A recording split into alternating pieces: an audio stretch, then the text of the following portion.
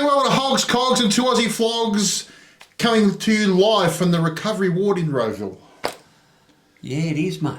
It is. And how, mate, I'm getting through this like 24 more days back on the bike, mate. 24 more days. Yep, the leg recovery's coming along nicely. You seem to have done an all right job. So, yes, I believe the 19th of November is 6 weeks to the day, and that was my agreement with the surgeon. So hopefully he'll give me the clearance on that day and we'll be good to go again, mate. But there's plenty to do between now and then. So there's no truth to rumour that you have to ride a Vespa first and that sort of stuff? No, I'll probably just have to ride the fatty back because it's a bit lighter. But Okay. That's harsh. You're harsh. Welcome to the show, everybody. Thanks for joining us one more time. And today we've got a bloody good topic, I reckon, mate, anyway. Second last one for the year. It is. Next one's the big one, mate. And then we're going to take a little bit of a break. Only 4 weeks, but we need to recharge the batteries. Next week it's ho, ho, ho. Ho, don't you call me that. Dirty ho. You dirty ho. It'll be the ho, ho, ho show. So it'll be good, mate. So, all right.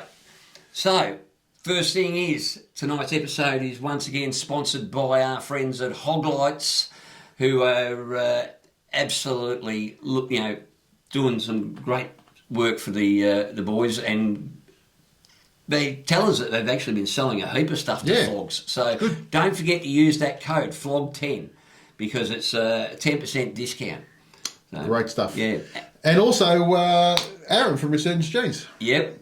We actually hosted Aaron the other week. He was over here and we had him over for dinner, mate, and we had a good old chat. He's a great bloke, Aaron. And hopefully you guys took him up on that offer and that Black Friday offer. So and got your jeans and whatever else, gloves and jackets and whatever else he has. But we thank both those companies and those guys for supporting us and supporting you Flogs, which is what they're doing. Yep. 100%, mate. It's been great. There's plenty of people buying Resurgence jeans. I know that, so that's great. Okay, our main topic of today, mate. 5 top ways that bikers can stay alive. Now, I know this has been done to death, but everybody has got different ideas, I think, and I reckon I've got 5 that, to me, are the 5 most important things. So do you want me to go through my 5? You go through your 5. Some of mine will probably be the same as yours, mate, but first things first, maintenance on your bike. Mm-hmm. If you're going to go out on a piece of crap, don't be upset if something goes awry, mate. You know, it's common sense. Look after your bike. Do those regular oil changes, and you know the fact that a mere oil change regularly is probably the best insurance you can get, I reckon. What do you reckon? Yeah, well, it's not just that. I mean, maintenance includes checking your tyre pressures. It includes, if you've got spoked wheels, checking the spokes are tight. Checking your brakes, making sure your brakes are okay. Checking your brake fluid, your brake levels, all that sort of stuff. Checking your chains or your belts in good nick. That's something people don't understand. Really, you should be changing your brake fluid at the latest every 2 years. Yeah, and I know the beast behind me here. That's definitely due for an oil change. I've actually already gone and purchased the brake oil, so we've got to get that done at some stage. Might have to record that one, mate. Yeah, and not only that, it's checking checking the bolts and everything tight on things like highway pegs, because there's nothing worse than you scooting along and you got your weight on your highway pegs, and your foot suddenly goes you can come a gutter pretty bloody quick. So it's all those little things that need looking at. The things that you use all the time, the things that are keeping you safe is what you want to be looking at. So and the other thing, look, if you haven't done it, any of those things, really, you should be putting some Loctite in there and making sure they don't come undone. Yeah, if you haven't got a bottle of Loctite in your toolkit, you're doing something wrong. Yeah. You really are. Yep. So, mate, and because V-twins, they do vibrate just a tad. Yeah, so, and things like checking your brake lights are working. I'll tell you the perfect example. My Vickler, who I'm doing, Elaine followed me the other day. I was getting some stuff on it, and she said, "Oh, your brake light's not working." So I spent the best part of a day trying to figure out where the hell the brake light wasn't working. What wasn't working? I changed bulbs and all sorts of stuff. I put LED on. I did everything to see what was going on. And what it ended up being was a little switch on the brake lever that had worn through and wasn't working anymore. So the perfect reason why you've got to check all these things. Yeah, 100%, mate. All right, number 2, to me, and this is vital, is road position, mate. Where you position yourself on the road, don't be positioning yourself in blind spots, you know. Don't be positioning yourself on the far left of the road. You know, don't be positioning yourself, you know, don't be coming to a stop right in the middle of the road with a set of lights, because that's where all the oil build-up is from all the trucks and cars, and if you're ever going to go arse over, that'll be one of the places. Not only that's where all the shit sits. Yeah. Like any, screws, bolts, all that sort of stuff. It always sits in that middle section. Yeah. So to me, road positioning is vastly important, mate. It's not only that, but you talk about when you come up to lights, own that lane. Yeah. Especially if you're going to be turning right or something like that, mate. You want to be in that third that you're. Because some dickhead will come up beside you. Correct. If you're too far over to the right, some dickhead's going to go, I can go an extra 4 feet forward, you peanut. Yeah. And they do it all the time. Now, just to give you a little example about what Whitey's talking about here, if you get a chance, if you hold a pen up and hold it out in front of you like that, and put a motorbike behind it or something, just at 20 feet or at so. 20 feet, yeah. Just see how much that pen takes up. So imagine that pen is now a back seat or a light on the back of a car. Or one of those stupid friggin' fern-shaped bloody air things they have hanging down from the bloody mirrors. Or a pillar. Yeah. All those things, all of a sudden, they you want to be sitting in the right spot, trust me. Yeah. Now, the next one that I've got, I find it a bit controversial because, I mean, yes, common sense would say wear good safety gear. Mm-hmm. Wear a helmet, wear a leather jacket at all times, wear good, pants, whether they be, safety pants or leather pants or whatever, and boots and all that. It pisses me off, though, that we have to do that. Yep. Because, I mean, how many times, though, have we seen in the last 12 months where, we should be able to ride down the road without some dickhead running into us. Yep. But unfortunately, time and time again, it does happen. And I know Danny says it all the time. Actually, is it's a conscious decision you make if you decide to not wear a leather jacket or something. But to me, there's no point in wearing a leather jacket in 45-degree heat. No. You know what I mean? No. If it's that's just going to make it even more dangerous. So it's a conscious decision you've got to make. You've got to weigh up the pros and cons, I guess. But obviously, if you do come a gutser, of course you're going to be better off if you're wearing good gear. But that doesn't excuse anyone for hitting us, mate. So no, but there's also jackets that you get which are breathable, like a summer jacket. Well, that's that Harley Davidson. I can't remember what it's called, a mesh jacket that I got last summer. I tell you what, I'm not sure what it'd be like. I mean, certainly it'd be better than just wearing a t-shirt. But I tell you what, it's absolutely fantastic to wear when you're riding, because the air goes, it acts like a little air conditioner. Yep. So maybe not a leather jacket, maybe a mesh jacket or something like that. It's not going to have the same abrasive protection, but it'll be better than nothing. But it'd certainly be better than just your elbows. But mate, I don't know. I love riding in a t-shirt. I can't help myself. Yeah. But again, that's the risk I take. And speaking of risk you take, attitude, mate. Yep. Attitude is everything. I go out every day when I'm on the bike and I just look at it and go, you know what? Every bastard out there in the cars are out there to kill me, and I treat it like a video game, and they're not going to get me. No. And I'm not going to allow them to get me, because my attitude is I'm going to be concentrating on what I'm doing. I'm not going to go riding if my head's not in the right place, because, you don't get a second chance, mate, on a bike. No. If you get hit or if you crash, you're up shit creek.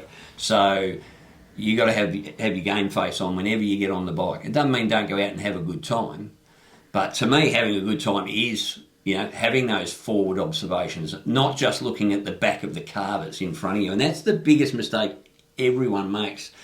We wouldn't have nose-to-tail accidents, which is the most prevalent accident, if people looked further ahead than just the car ahead of them. Because he's braking for a reason, and it's probably the car two cars up from him. You know, you don't just look at the intersection you're about to go through. Look a little bit further up. Is there someone coming out from the service lane or someone coming out from the next side street or whatever? To me, it's all about attitude, going out there with the attitude that, you know what, I am absolutely going to get from A to B. I'm going to enjoy myself, but I'm not going to let one of these pricks get me. Yep. So that's it. And another one, which we'll probably talk a little bit further about a little bit later, is obviously being other ways of being seen. And probably the best way of being seen is having adequate lighting on your bike. 100%. And we'll go into that a little bit later because we've got a special guest, mate. Yep. So, guys, listen, if you've got any tips that you want to leave in the comments, 100%, because there's probably 100 things that keeps you alive on a motorbike. But they're my 5 most important, I think. But yeah, obviously there's lots of others. But so my ones are these, right? It is whenever you're coming up to traffic lights, or especially if you're leaving traffic lights, 2 things. A, I never ever accelerate through traffic lights. Through an intersection, right? I always back it off, and I'll look from where I'm coming from to see who's coming in from where. Which dickhead's going to break that red light, because it's in the first second and a half of a change of lights where the mistakes are made. Yeah, so and before you take off from lights, and I know everybody wants to get on the gas straight away and beat the cars and all sorts of stuff, but mate, like I am literally looking left and right, because and the other thing I do is like, if I'm ahead, and I'm nearly always ahead at the start of the lighting, at the intersection, I'll look to see when the lights are changing, and then straight away I'm looking, right, left. Is everybody slowing down? Is everybody come to a stop? And even if when you're going through, if there's a big truck on my left hand side, I try and stay with the truck. So if any dickhead does come through, they're going to hit the truck before they hit me. So that's one thing I really recommend you do, is back off if you're coming up to lights. Even if you've got a green light, always back off, because I just don't. Not that I don't trust anybody, but I don't trust anybody. No, they're all out to kill us. Yeah, right. So that's number one. Yeah. The second one I'd say is, as you're riding along, I've always got my 2 fingers over the brake, always, and my foot's hovering near that foot pedal as well. Especially if I'm going, on a road that has, side streets coming into it, hyper vigilant all the time, looking right, looking left, looking right, looking left, and I'm looking for people that are going to come out, whether it's, I'm looking for anything, dogs, kids, cars, people on push bikes, ladies with prams, people looking on their phone as they're going to cross the road, all that sort of stuff. Well, especially in, say, the middle of Melbourne. Yeah. You can be going pretty slow, and it doesn't take much to see. But you see it every day, mate. People walking straight out onto the road with friggin' phone in their handle, Yeah. Dickheads. So that's number 2. That's number 2 on my list, right? Yeah. Number 3 is use your head. Right? Now that doesn't mean use your head as in a mental sense. I mean use your head. So we've got mirrors, and that's great.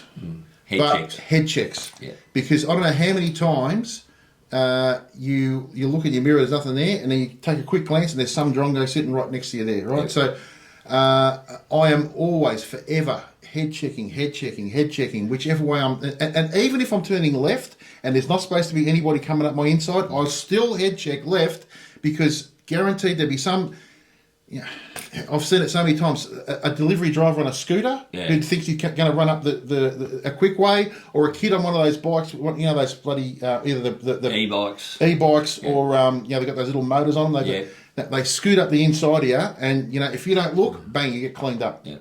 That's another thing, head check.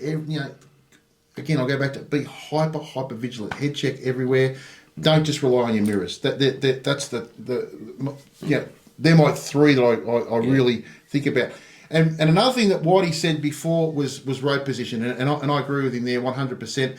So if I'm sitting behind a car and you're coming along, I'm always leaving space, right? Now, and this comes down to attitude. So it's a twofold thing for me.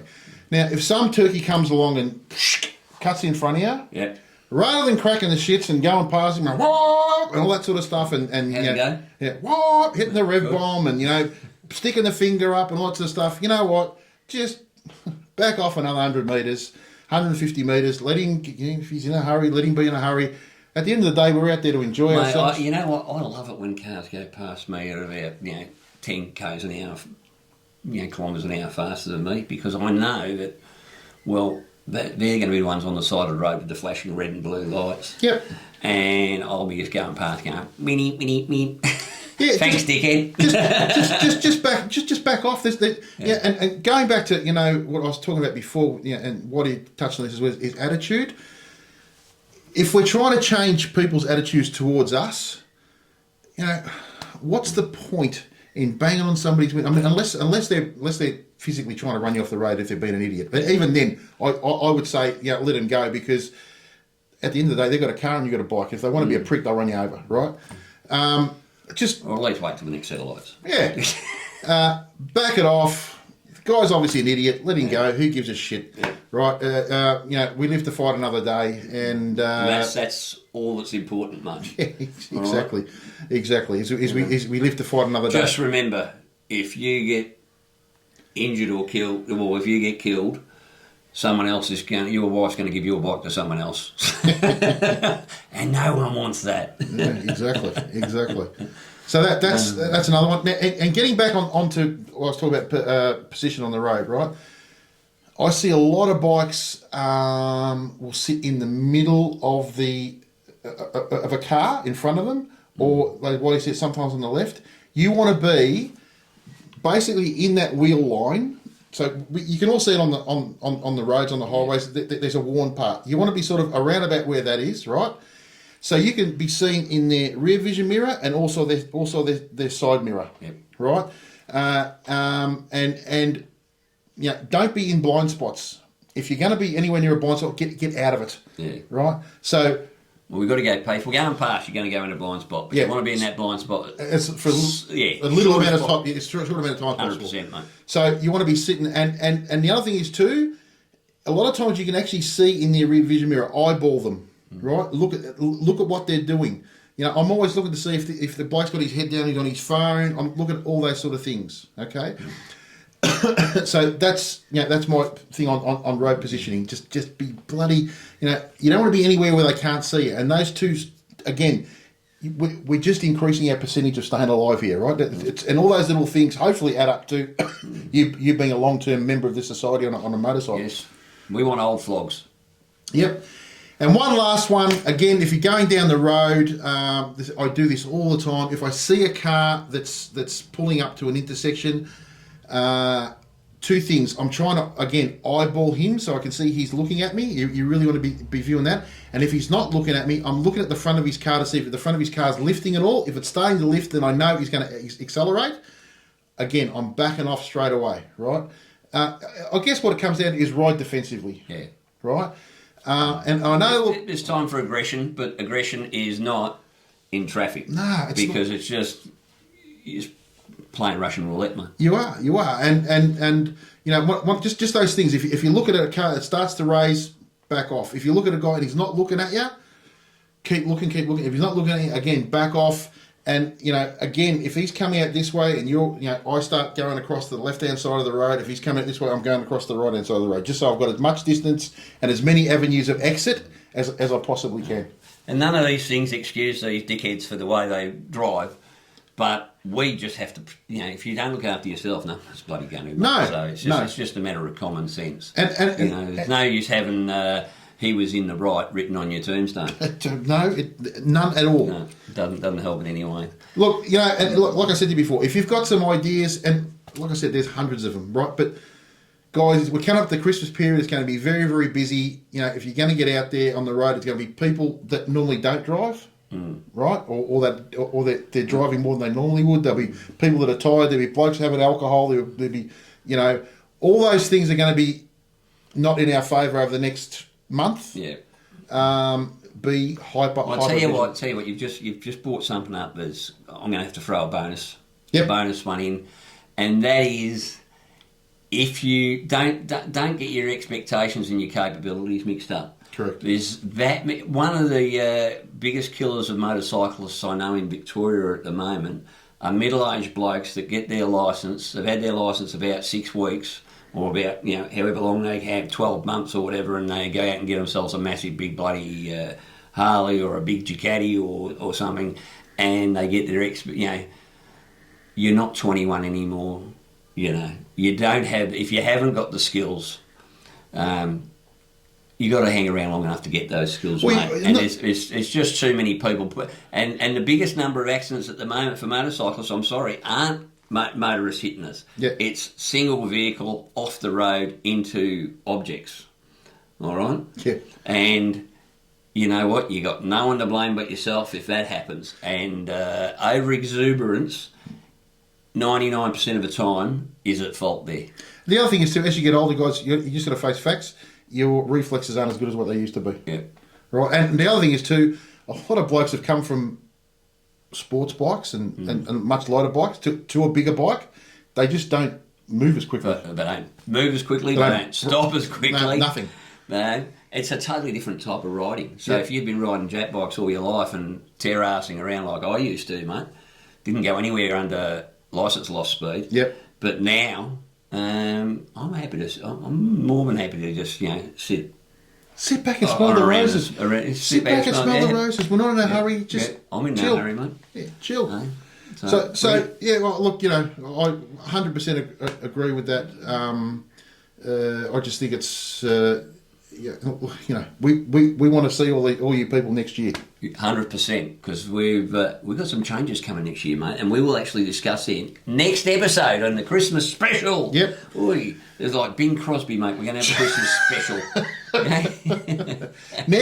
Now, going back to being seen. Being seen. One of our sponsors, which is Hoglights Australia, Nate.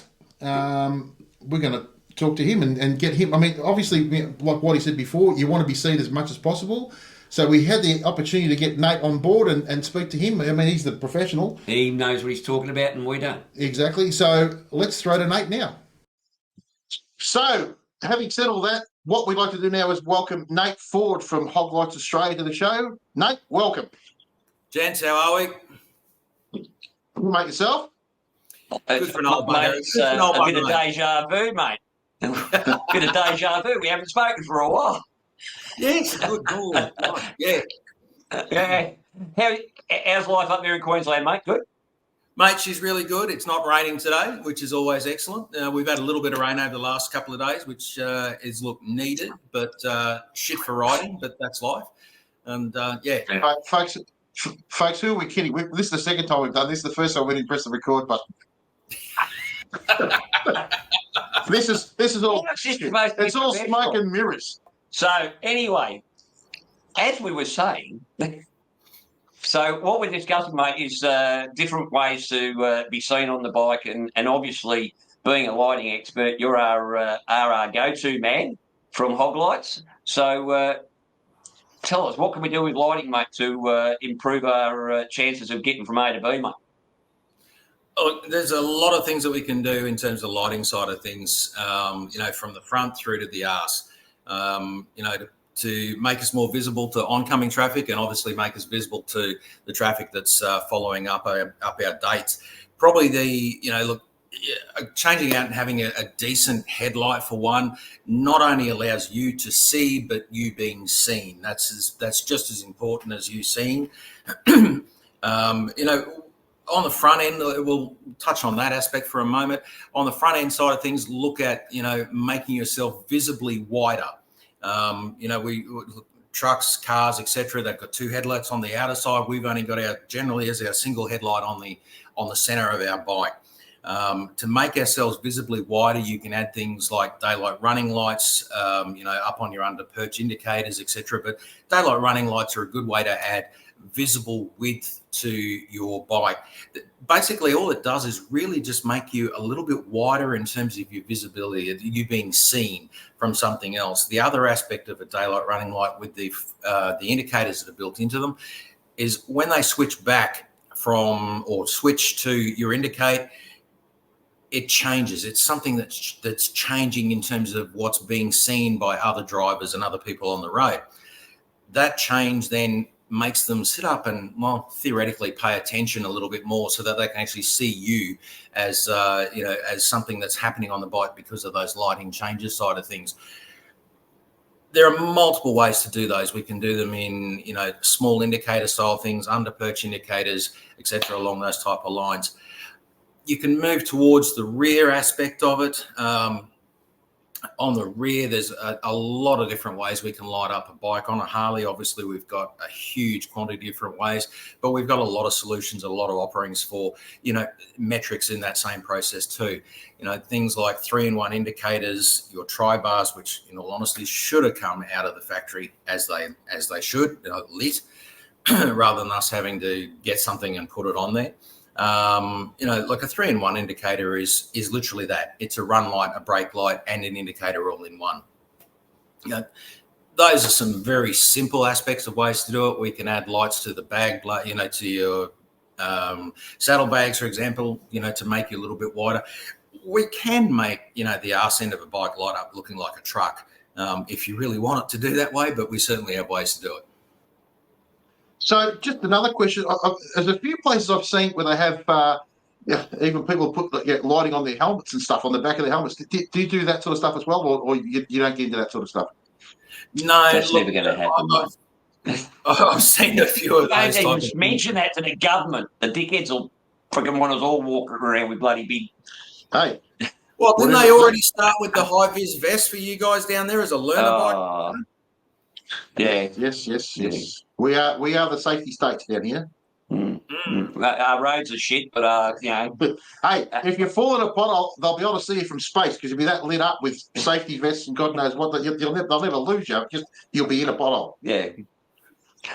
So no, it's ridiculous, mate. But you were talking before about road lights and street lights, but you've got such different variations because I know on the CBO, like your back of your bike looks like lit up like a Christmas tree. Mm-hmm. Mine got two little indicators basically and a little running light, and it's the difference when they're side by side is incredible, and you can see how much easier, say, Paul's is to be able to be visibly seen by by a motorist coming up behind you at speed, So these are all the options that can all be added later on.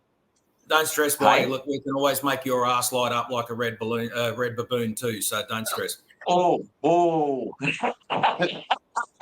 But no, what I'm saying is that some bikes come with, and they come pretty good, but the vast majority of them, really, when you're coming up behind them from a small, at speed, they just, on the front, they're lit pretty well with a nice big headlight, but the back, very, very poorly lit, and that comes down to most bikes, really, from what I can see. It is an unfortunate fact too that there's a lot of rear end accidents, where for motorcyclists where we get rear-ended, and anything you can do to add that additional, visual, hey, I'm fucking stopping here, please pay attention because I'd like to get home, is always a good thing, and there are multiple ways to add them. You can add. Let's not just talk Harleys. We'll talk generic, because we do over, what is it now, 5,000 models of bikes for lights, and we can always find a way to light something up. But things like tail lights, and additional brake and run lights around your number plate. These type of things are all, very easy to add, not necessarily always plug and play, but very simple to add, from quality vendors, what do you think about the lights? Different. Yeah. What do you think about the lights that sort of, like in a lot of the cars these days, and I know some bikes have got it, but as you're braking, it flashes across rather than just coming on, flashes across to sort of give more attention. Look, I personally think it's a good idea. The legalities have said in various states, they'll actually say, no, you cannot have a flashing brake light. There are a couple of companies that offer solutions to actually put that on your bike where it, when you hit the brake, it'll flash a couple of times and then, come on solid. There are some rules in a few different states that don't allow that to happen. So obviously, before you put something like that on, double check it. But personally, I think they're a great bloody idea, because anything that creates a little bit of attention and attraction, particularly if you're stopping or slowing down on, someone's up your date, then that's a good idea as far as I'm concerned. There are a few different ways to do that, of course. What about for our blokes that are adventure riders and stuff, like with spotlights and even for me, because I and Whitey as well, we do a lot of travelling, and so, especially outback stuff. And on the odd occasion you get caught, in the outback with at night time, which you try to avoid at all costs, but unfortunately sometimes it does happen. In the way of lighting up ahead of you, what have you got? Plenty of things in that sort of range that you do as well. Oh, absolutely. Look, we can throw light across the front of a bike that you look at it and think, Christ, it's daylight. One of the nice ways of doing things along those type of lines is, with a simple integrated type solution, something that actually talks to your bike and works that way. There's a couple of options that we've got, say for Harley riders, and for that matter for BMWs, Ducatis, some of the Triumph adventure bikes, etc., along those, the adventure type area, where you can have an integrated solution, an integrated controller that will actually, allow you to mount not only multiple lights, but control things like horns, other accessories along those type of lines. So that just gives you that little bit of additional visibility. We use the Denali CanSmart range for that. They're a high quality product. They're out of the States. They offer a 5-year warranty on their stuff, similar to our 7 years for our lights. And they can give you, I'll drop through the photo shortly of a pair of Denali headlight or spotlights working in conjunction with the stock headlight on a road glide that one of our customers sent through to us, that seriously, it really looks like the world's lit up with it, and it is something that works very well with that. And then the nice little feature of those, say like your Denali products, is that you can actually operate them on low beam at a lower power, so that they're not blinding everybody, but you're still visible because it's creating that, wider visible footprint. So it's measured in lumens, is it not? Is that right? Yeah. Measured in lumens, yes, but look, there's multiple ways of measuring shit. Generally, most people will utilize lumens because it's what we've slowly grown to understand, instead of the old what's like your 80-watt bulbs, etc., along those type of lines. You've got a couple of different variations of that, though. You've got actual lumens and real world lumens, and then there's a bit of a difference between the two depending on who you're talking to. Actual lumens is what the light is physically capable of putting out. Real world lumens is what you're actually seeing when it goes out, and that generally is like lost through electricity, power drain, reflectors, etc., a number of different things, so that as to what the real world light is usable at. So on average, say on my road glide, for example, right? If I put like a Hoglights headlight in the road glide, how much more penetration have I got, into the darkness, basically? I'll say that, look, over the standard road glide headlight, we're pretty happy when Harley introduced LEDs almost across the board for bikes, and a lot of other manufacturers are doing the same thing. Generally, as a rule, with a projection-based headlight as compared to what's in the stock road glide headlight, which is a reflection-based one, you will get better performance out of it. I like to say around 20% better over on the road glide component in terms of the road glide side of it, and generally between around 20, 25. Some guys say a little bit higher, but I like to keep it a little bit more. Okay, so on that, you got reflection headlight and you got projection headlight. So what's the difference? All right. Well, the reflector headlight is basically the same as what you have in your old school bike now, or your old school lights. It has a globe that's sitting on the inside. You've got that big reflector around on the internal of it, all that silver shit. And that's what's bouncing the light forward. So the light is projected in the center or made in the center out of it, and then it's got to be reflected around on the inside of that inside of the chrome reflector and then pushed forward. Whereas a projection-based light is more, it's actually projected straight out through the lens to begin with. So better throw of the light, correct? Yeah, absolutely. Now, just another question I've got, and this is not so much to be about being seen, but like in the panniers and stuff, on a dark night you can't see in there. You got to have a torch, or you got to get your phone. Do you have lighting that goes inside the panniers and inside the tool packs and stuff that can light it up? Look, I know Harley's got a few plug and play solutions, but yes, we do have a couple of options as well. To the tune, depending on how you want to go, you can even get to the point where that you've got little switches, or that they're just operated on an inbuilt mechanical switch that'll just turn the light on when you open it up, like your car door. Yep. Okay. Yep. Cool. Excellent, mate. Well, Nate, that's absolutely fantastic, mate. I've learned a little bit today, that's for sure. Yeah. And I'm looking forward to putting one on my bike. That's I've got a nice Hoglight headlight sitting here, and as soon as this leg comes good, mate, she's going in, and I'm looking forward to be able to drive without holding the candle out in front of myself, mate. Because I actually went and did a bit of filming before I had the leg done in a very dark section of road here with the standard LED headlight on my road glide, and my God, it holds a lot to be decided, mate. I mean, it's one thing riding down a nice, well-lit freeway. There's another thing being in a dark country road with stock headlights, because you might not say it, mate, but I will. The Harley ones are crap. Mate, look. There's I'm just glad that they moved to an LED across the board, because it does open that whole it does open the whole scenario up of better headlights for all of us. So I'm glad that they did that. A lot of people were a little bit concerned about, from our perspective, geez, Nate, what are you going to do? There's no more Harleys that you can put lights in. It's like, yeah. Not quite, mate. There's still another 50 generations back that we've got that we can look after, and shortly some of the current stuff too. Can I say just on that?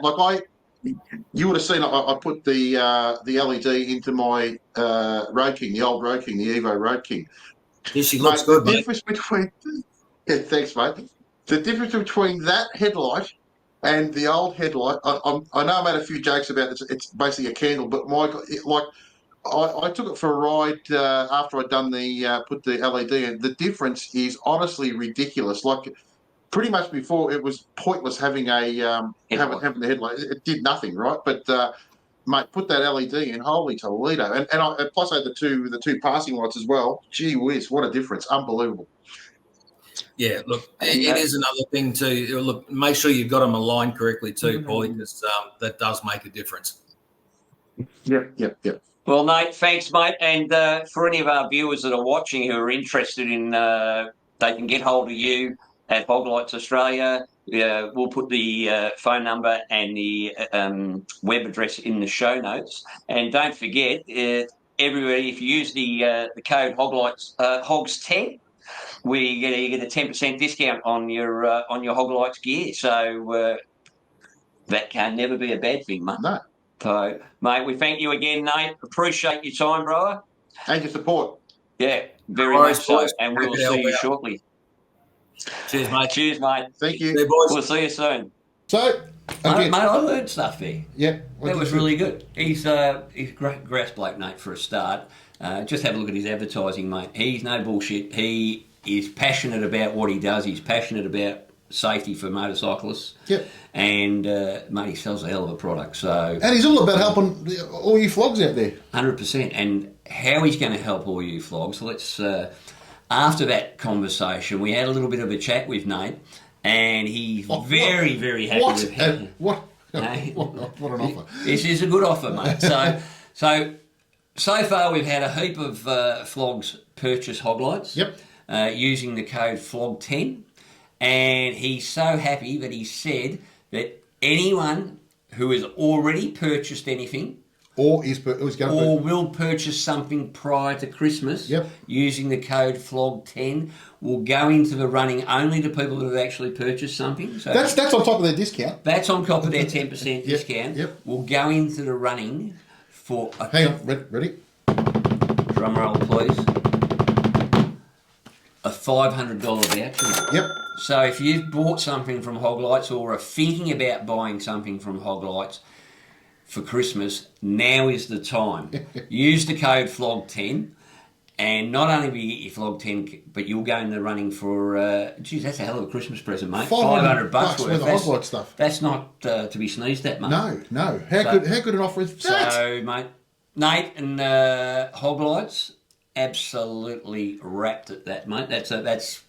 I'm looking forward to seeing. So remember, that's if you've already purchased it, you automatically go in the running. Yeah. So if you've already bought a Hoglight or anything from Hoglights, you're laughing. You're Now, already in it. If you haven't, I suggest you do it between now and Christmas because who knows? You know, and you might buy something and bingo, you've got $500 worth of stuff. That'd be all right, wouldn't it? That'd be a nice little earner, mate. Yeah, good with that. Very good. Thank you, Nate. Alrighty, mate. Now, last episode we had Aaron from Resurgence Jeans on, along with Sherry from Bikers for Bikers Down. Yep. And Aaron from Resurgence Jeans was very, very, what do we put it, generous enough to donate a pair of Resurgence jeans for $320 worth. $340 worth. $340 worth for, and what we're doing is we're auctioning it off for Bikers Down. So the idea is that, and I'll give you a look at it now. So the great thing about these people is that they don't want that they wouldn't take donations, but what they said was, look, if you can help us with some volunteer packs. Yes.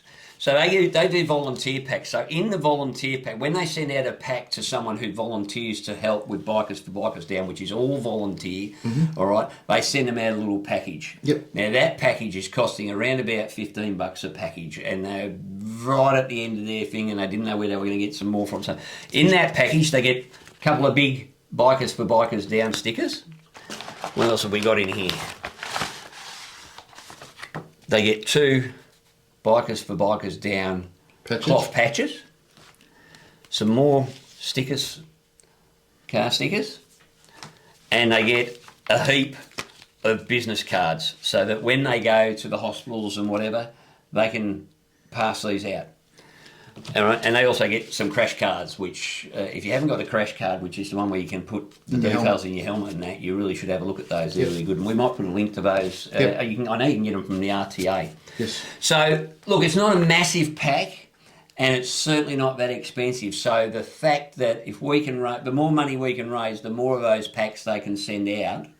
You know, because these people are already volunteering their time, mate. They shouldn't. I don't think they should have to put their hands in their pockets as well. No. So if we can help out in that, and so far we're at the latest bid is $300. Yep. So yes, he's getting $40 off, but not only is he getting himself a great pair of Resurgence jeans, mate, we're helping out an absolute ripper of an organisation. Yep. So if you can beat $300. All right. Yep. By all means. I reckon we're going to throw a little pack. We'll throw a little bit of something, a bit of merch in there too. Yeah, we'll throw in stubby holder and coffee cup. Coffee cup. Yep. Oh, well, there you go. There's put that as well. $25 worth or $30 worth or something with stuff to add on to that. So that'll go to whoever the winner is as well. Yep. So if you're looking at getting yourself a pair of Resurgence jeans, and I'll tell you what have we said? How many times have we said it? Most comfortable jeans in the market. That's the one. So have a look. All you have to do is, any way, shape or form, contact us. So in the show notes here, on the Facebook group, current top bid is $300. So we'll take anything from $301 up. Yep. So if you are keen to get yourself a pair of Resurgence jeans, now's the time to do it, and you'll be helping out a bloody great charity. Well, it's not a charity, a bloody great volunteer organisation in the what do we call that? at the same time, mate. Yep. So that's really good, mate. So very happy with that. So merchandise, mate. We've got some new merch. Yes. We've got stickers. We have. We've got stickers. We've got coffee mugs. Yes. We've got, what else? We've got T-shirts. Yes. We've got black or grey. That have been going gangbusters. By They have been going gangbusters. They're running out the door, mate. He can't print them fast enough, which is a great thing. And we've also got, what else are we missing there? Stubby holders. Stubby holders. Yeah, stubby holders. Stubby holder. How can I say no to the stubby holders, mate? Yep. So just have a look in the show notes. We'll put the prices in there, and it's simply a matter of shooting us an email, and we'll send you the directions on how to go about paying for those. And you know what? It's just fantastic to see how many. When we were down at Blessing of the Bikes, mate. At one stage I turn around and there's 7 backs to people, and every one of them said I need a route. So that put a little smile on my face, mate. Yes, that's great. And of course, what we do with the cash that we get from that is that all goes back into the podcast. Trying to into everything to try and we have got some. We've got some changes coming up in the new year, mate. We're going to save them for next episode. Yep. But we've got some changes, and I think you're going to love them. So, yes. Anyway, if you want some merch, let us know. Bang, we'll get it out to you, and we can certainly get it out to you before Christmas if you hurry. And guys, if you look, I sent a whole heap of merch during the week. Yep. Guys, just be patient with us. We get them in.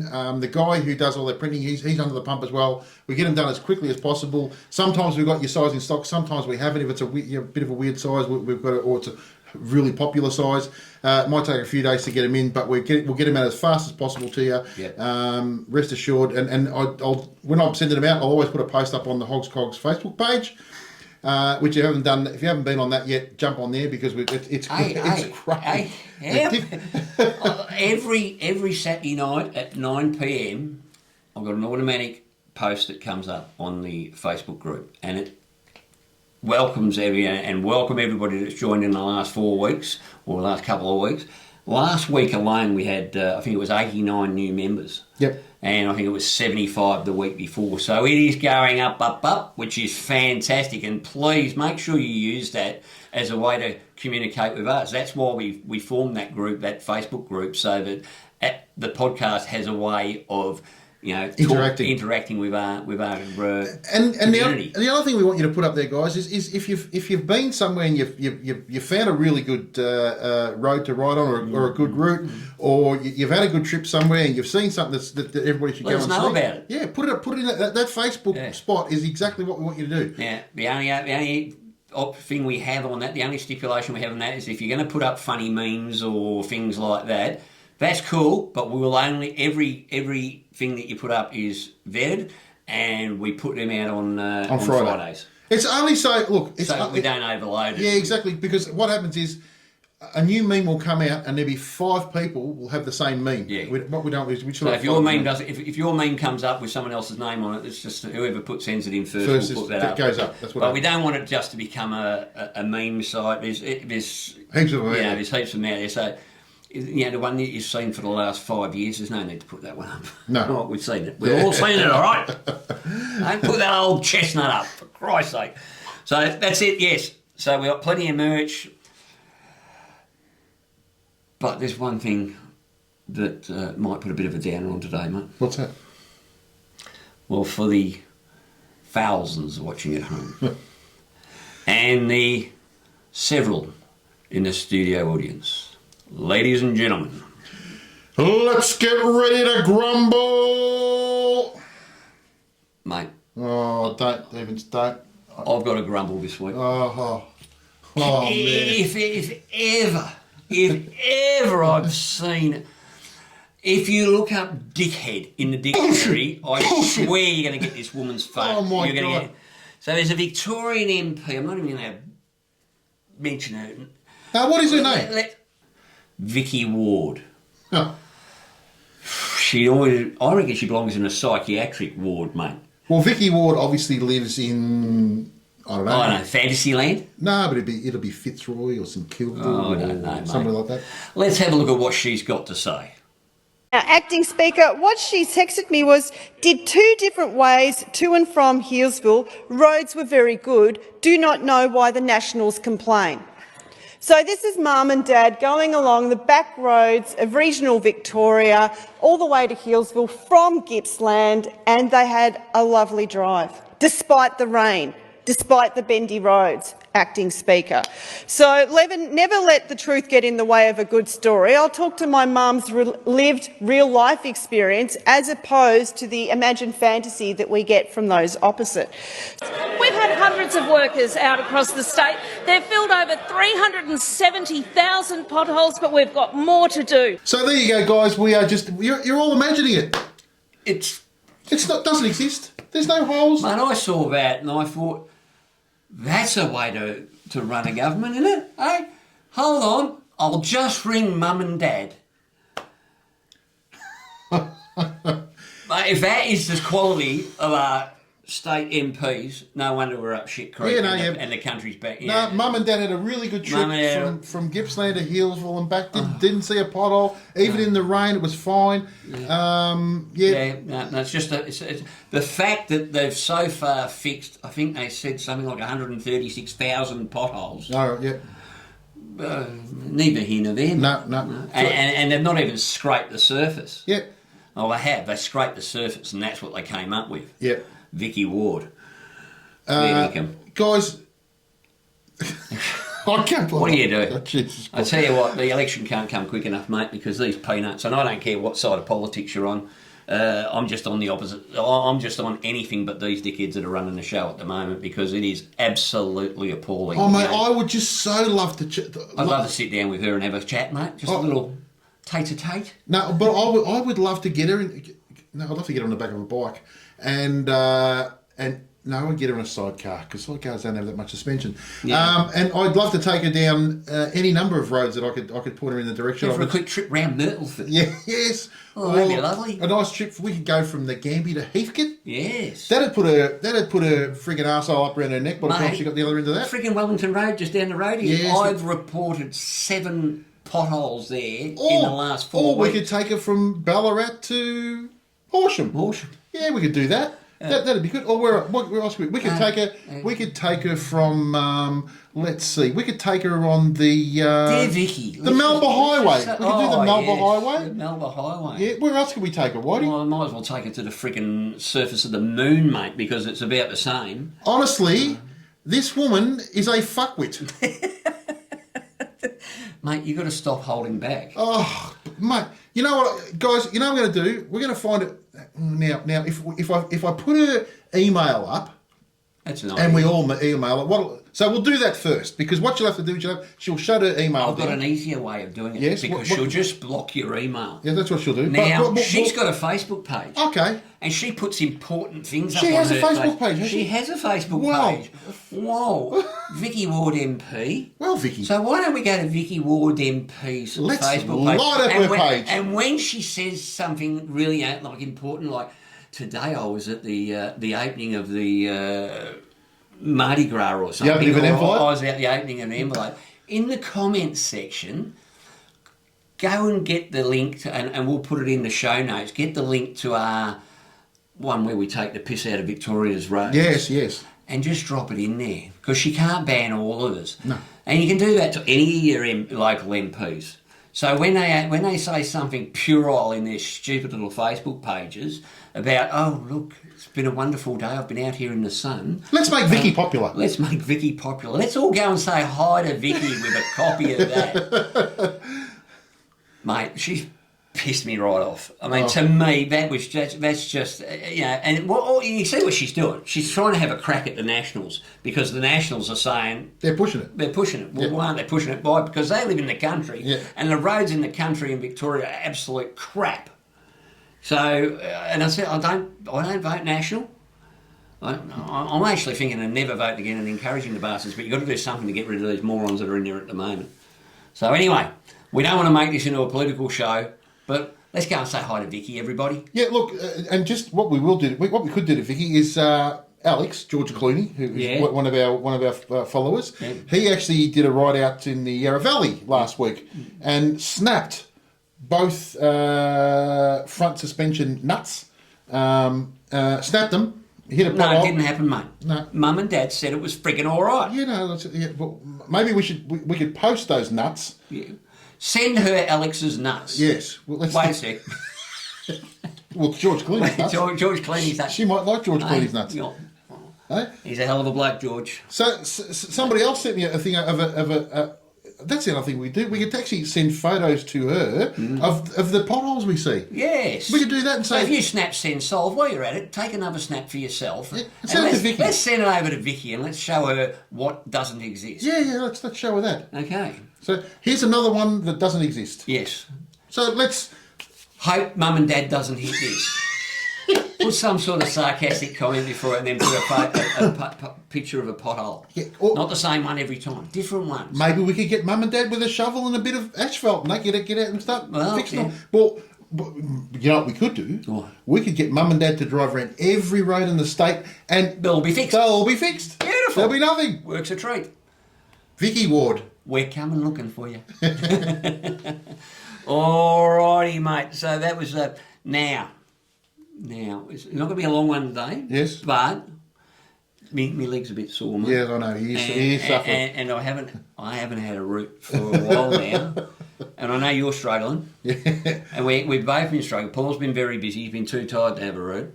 And I've been too sore. So what I want to do is I want to put something out there, mate. Mm-hmm. I want to appeal to all you flogs, not just in Victoria, but all over Australia especially. I want you to give us a root. I want 1,700 followers? Yeah, 700 nearly subscribers? 1,800. 1,800 subscribers?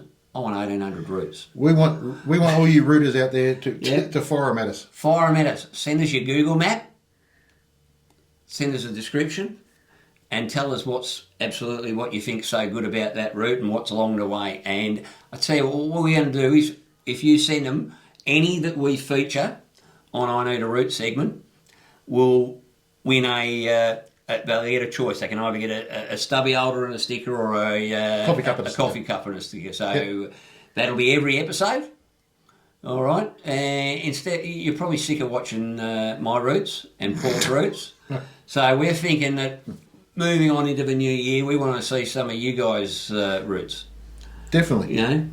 Definitely. What do you reckon? And what we can do in the end, we'll put together maybe a database on the Facebook page Yeah, we can do that. of the best routes in Australia. Yeah.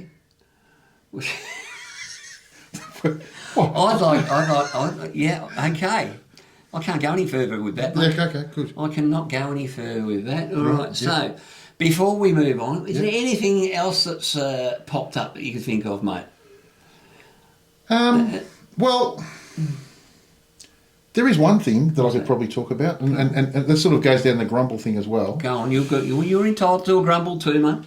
So, you know how we've been going through this whole thing with TAC and all that sort of stuff. So, guys, this is I want to give you a first-hand experience, and this is why we value safety so much, because I don't want you to get into the same situation as what we've been through. Yep. It's shit, right? So 2 weeks ago, TAC rang us up and said, mind you, just so you know, we've been getting physio treatment. Elaine gets it weekly, or been getting it weekly, and I've been getting it weekly, and then that went down to fortnightly. Anyway, they didn't contact us. We just turned up to the physiotherapist, and they said, "Oh, sorry, you got no more physiotherapy left." So, Were you fixed? well, apparently. So that was the first thing. So so when we rang them up, they said, "Oh no, well, you know, you filled in a questionnaire, and it said you weren't getting any better, but you weren't getting any worse. So that meant there was no more physiotherapy for you." Okay, but then what they said to Elaine was that because she's getting better, there's no more physiotherapy for you. So I said, okay, so at which point do you get the physiotherapy? Is it so to let you know, Elaine is still hobbling. So anyway, a whole bunch of things. Okay, so that was the first thing. Then we got told this week by our solicitor after we went and saw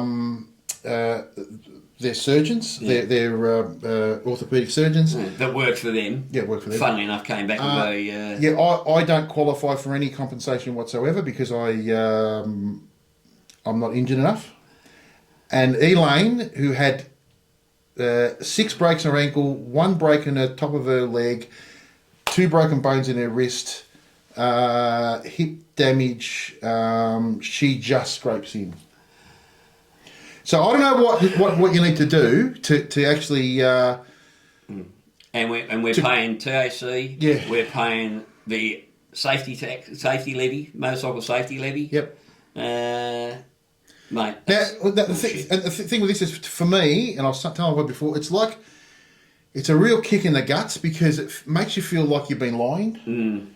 And, I mean, for anybody who knows, you know, what we sort of went through and that sort of stuff, we're definitely not lying. And we're not looking for a freebie handout or anything like that. But Jesus Christ, we went through one hell of a frigging year last year. Yeah. And are still going with it now.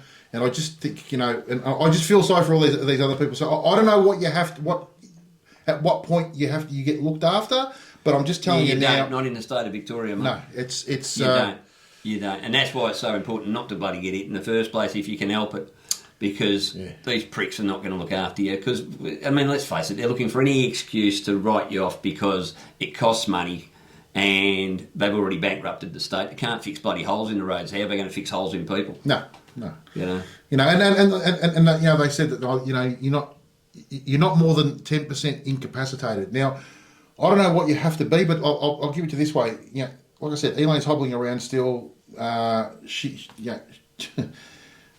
She's got a bad hip, which they're now saying, they're not going to cover the hip because we didn't report that at the time of the accident. Well, they didn't report at the time of the accident because Elaine couldn't walk at the time of the accident. Yeah, so how did she know it was bloody damaged? Exactly. So she had what's called a torn, I think it's called torn labrum or something. Anyway, she couldn't. Pardon? Yeah, it's a labrum.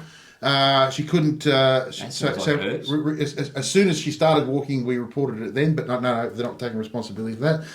Myself, I can't lift my arm up to put deodorant on. I've got to lean it against the wall and push it up.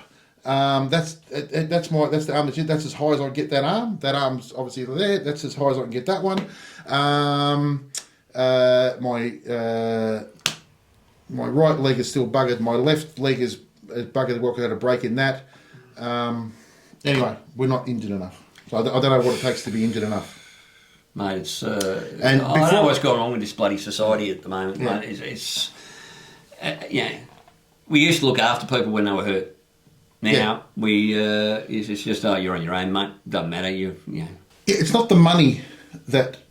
I don't need the money, but what it feels like to me is that they don't believe you. You know what I mean? It makes you feel like you've been bullshitting them online all this time. And they're like every insurance company, you know? But it's not whether I don't reckon it's whether they believe you or not. It's just whether or not they can get away with it. Yeah. You know, and I can understand that when you're fixing someone's car and you just want to save yourself a quid as a company. I cannot understand that, even though that's low life, by the way. But I cannot understand that when we're dealing with human beings. Yeah, and even Elaine said to the woman that said she was cutting us off. Yeah. You know, she goes, I feel your frustration. Yeah, Elaine said, I don't think you do. No, because we're actually human beings. We're not just some number that you need to get off your books. Yeah. Anyway, that's neither here nor pricks. Yeah, I just they certainly take our money every bloody year, don't they, mate? 100%. Happy to take that.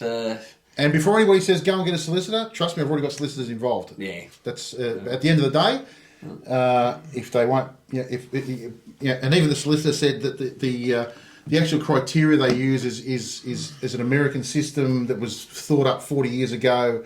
You know, look, they put everything in their favour to not to pay you. Yeah, that's basically what it is. Yeah, I mean, you go and get checked out by they're not even an independent person, mate. So, of course, they're going to bloody go in their favour. Anyway, rallies, runs, and events, mate. This is a big fortnight and this is local Victorian rallies, runs, and events. I'm not going to go from all, mate, because there's too many. What I am going to say to you is that at the moment, let me just bring this up here, we have 11 toy runs and 16 events in the next fortnight. So as I said, there's toy runs left, right and centre. We've got the 24th Gippsland Christmas toy run. We've got the toy run in memory of Father Bob. We've got the Geelong toy run. We've got the 26th annual Keith Hamilton toy run. Keith. Down at, Sale. We've got the Ballarat toy run. We've got Scotty's Garage's Christmas toy run. That's a ripper down at Sorrento. Seaford, Seaford, down at Scotty's Garage down there. I love going down to Scotty's Garage, mate, great place. The Phillip Island toy run, the Bairnsdale toy run, the Alpine Valley Northeast Vic toy run and blessing of the riders, the Casterton District toy drive, and the Haywood to Portland toy run. So that's 11 different toy runs, mate. I will. What we'll do is we'll just put a link in the show notes to the Victorian Rallies runs and events. There's flyers for every one of those toy runs there, so wherever you are in Victoria, there's no reason not to get to a toy run this year. Yep. All right, I think the kids are going to be absolutely inundated because I have never seen so many toy runs in 1 year. It's like everyone's gone, toy run time! Yep. Let's do it. Next weekend, mate, big weekend for us. Big weekend for you. I worry about even mentioning it, mate, because I know it'll get movement. Mm-hmm. The Aussie Vickler Nationals. Come on, the Aussie Vickler Nationals up at Albury, Wodonga. We will be heading up there. I'll be on the crutches. I'm bringing a couple of crutches. But that's going to be an absolute ripper weekend. If you're anywhere near Albury next weekend on Saturday, you've definitely got to get in and have a look at some of those, some beautiful. I mean, we've got guys coming from everywhere in our crew. We've got people coming there from New South Wales. You're coming from all over the state. It's going to be a great weekend. Yeah.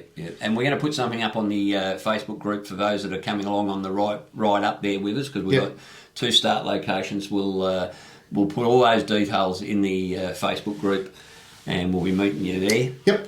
At those 2 locations. Cowards Punch Awareness Rides at Werribee.